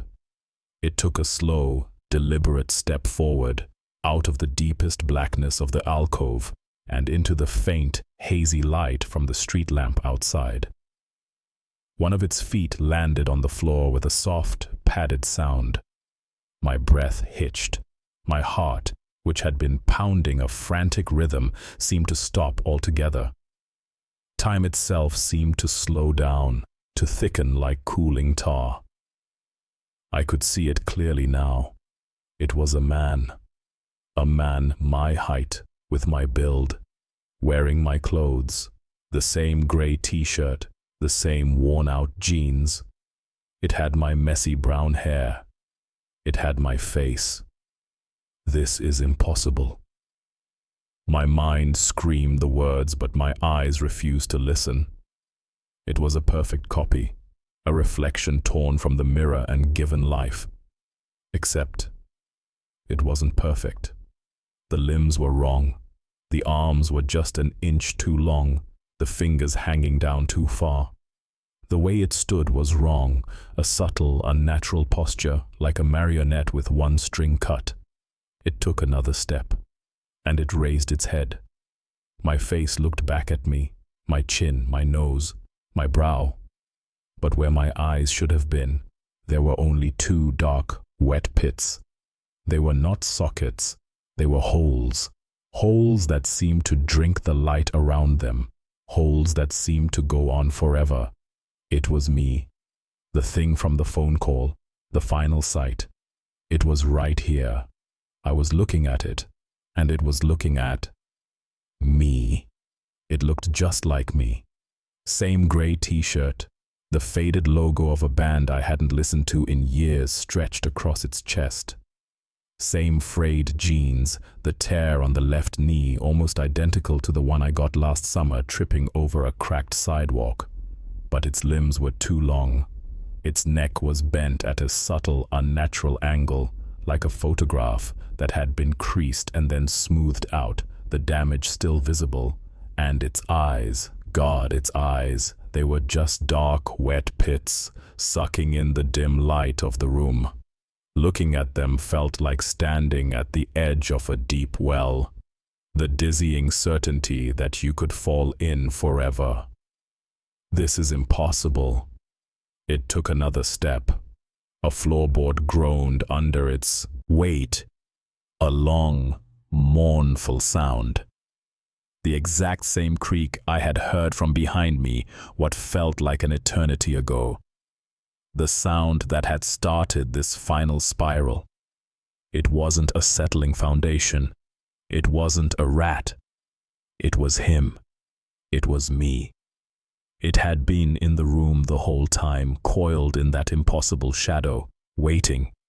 My muscles tensed up, every fiber screaming to run, to fight, to do anything but stand here, a statue of flesh and bone.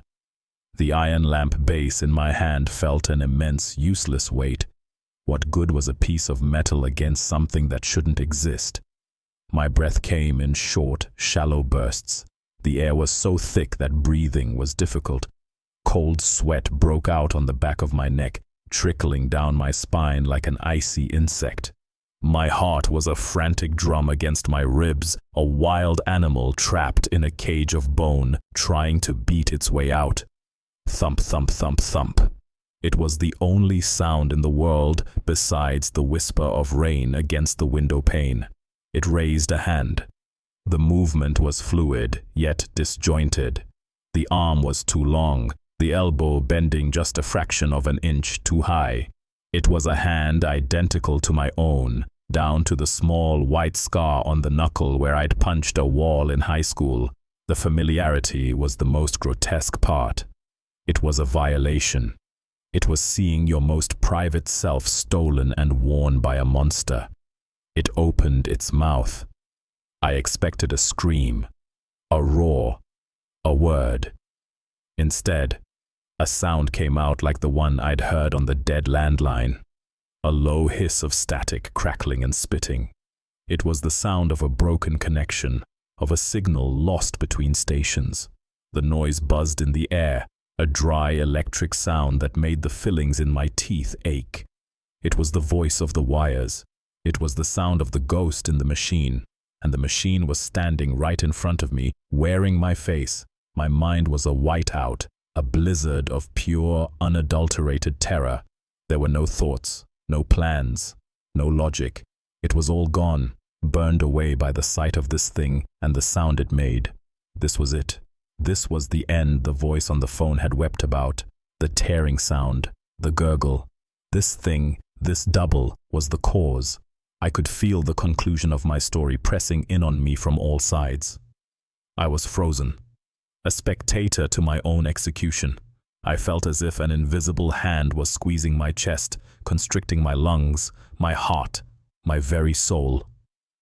The static sound from its mouth grew louder, more insistent. It took another impossibly slow step, its pitted eyes fixed on mine. They held no malice, no anger. They held nothing. They were just holes, voids, and that was worse than any hatred. It was the blank, unfeeling stare of the abyss.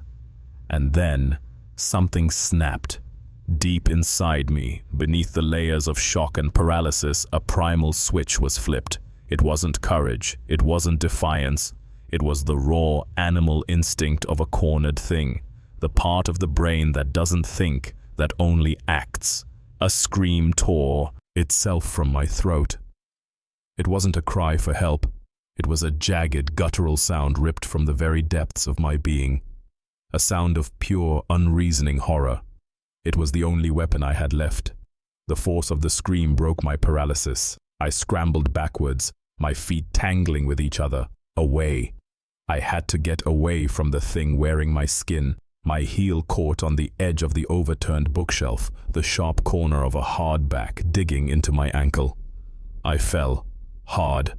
My body hit the floorboards with a jarring thud that sent a shockwave of pain up my spine. My head cracked against the wood and stars exploded behind my eyes for a second. In the chaotic tumble, something small and heavy flew from the pocket of my jeans. It skittered across the floor with a plastic clatter, spinning on the dusty wood. It slid to a stop on the floor in the space between us. My cell phone, the one I'd thrown against the wall, the one whose screen was a spiderweb of cracks. The phone I had completely forgotten about, a casualty from an earlier, simpler stage of this nightmare. It lay there, face up, a broken relic. The creature, the double, lunged. There was no build-up, no coiling of muscles.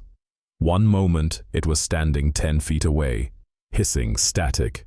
The next, it was a blur of motion, crossing the room with a speed that defied physics. It didn't run. It simply moved. An instantaneous, horrifying lunge. My eyes, wide with shock, tracked its impossibly fast approach. Its two long fingers, splayed and reaching. They were coming right for my throat. This was it. The tearing sound, the gurgle. I squeezed my eyes shut. I'm so nervous I forget to breathe. I braced for the impact, for the feel of those wrong fingers closing around my neck, for the final, wet conclusion. The air felt solid, a crushing weight pressing down on me. I waited for the end, but it didn't come. In the total darkness behind my eyelids, sealed in my own private tomb of terror, I heard a sound. A new sound. It wasn't the creature. It wasn't the rain. It was a noise so out of place, so jarringly mundane, that it cut through the fog of my panic like a razor. It was the familiar, cheerful chime of my phone powering on. Bweep, bweep. A faint flicker of blue light penetrated my tightly shut eyelids. My breath hitched in my throat. What is this? What in God's name is happening? Then came another sound from the floor, the soft, distinct tones of the keypad, one after another, a number being dialed. My eyes snapped open. The creature was frozen, looming over me, its long-fingered hand hovering an inch from my face. Its head was cocked at that same broken neck angle, its pitted eyes aimed not at me, but down at the floor, at the source of the sound. I followed its gaze. The screen of my shattered phone was glowing, cracked but functional, its light cast long dancing shadows across the room. On the screen, I could see the number it was calling, a number I knew better than my own name. My number. The call connected. I didn't hear a ring, it just went through. The small icon on the screen changed, showing the call was active. The timer started. 0001. 0002. For a horrifying second, there was only the sound of the open line, the faint hum of a connection. The creature above me was utterly still, a predator mesmerized by a strange new light. The world seemed to hold its breath. And then, the phone's microphone picked up the only ambient noise in the room and broadcast it through its own speaker. A sound amplified back on itself. A sound I knew intimately because it was still ringing in my ears. The sound of my own raw, panicked, gut-wrenching scream. It echoed in the small space, a tinny, distorted version of the terror that had just ripped from my lungs, the scream I had let out as I fell. It was playing back, transmitted through the impossible call. My blood ran cold. A dread far deeper and more complex than the fear of death washed over me, a full-body chill that sunk into my bones.